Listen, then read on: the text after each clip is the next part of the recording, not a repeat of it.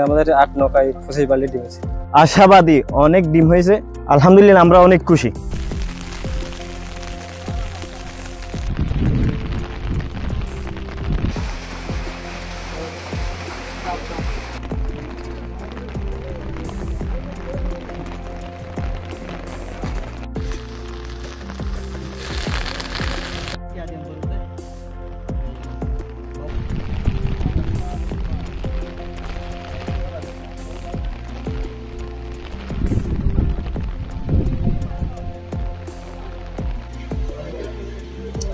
প্রায় আমরা ৮টা থেকে রাত ফজর ৪টা ৫টা পর্যন্ত কি হালদা নদীতে ছিলাম, কিন্তু আমরা প্রচুর ডিম পাইছি। মানে বাড়ার সময় নমুনা হয়েছে, ওই সময় আমরা ছিলাম জোয়ারের প্রস্তুতি নিয়েছি।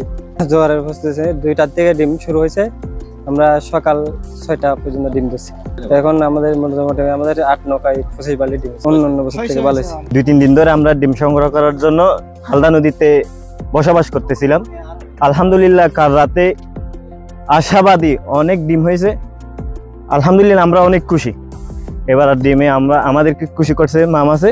বৃষ্টি হলেও ডিম যখন আসছে আর বৃষ্টিটা গায়ে লাগে নাই ডিমের জন্য, সেজন্য আমরা প্রচুর পরিমাণ ডিম পাইছি। ইনশাল্লাহ আমি বিগত কয়েক বছরে এরকম ডিম দেখি নাই।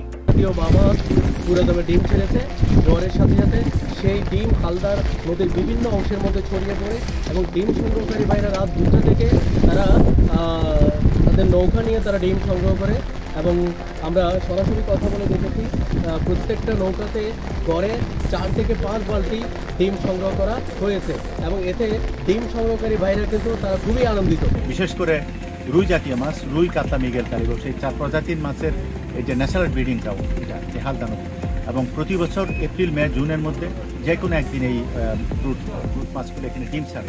এই একটা দিনের জন্যই সারা বছর তারা এখানে লোকজন অপেক্ষা করে। এবছর যেটা খুবই আনন্দের সংবাদ সেটা হচ্ছে বিগত কয়েক বছরের মধ্যে সবচেয়ে ভালো পরিমাণ ডিম পাওয়া গেছে। বৈরী আবহাওয়ার জন্য তাদের ডিম সংগ্রহ কিছুটা বিঘ্নিত হয়েছিল। ওটা যদি ঝড়ো আবহাওয়া যদি না থাকতো তাহলে আরো বেশি পরিমাণ ডিম সংগৃহীত হতো।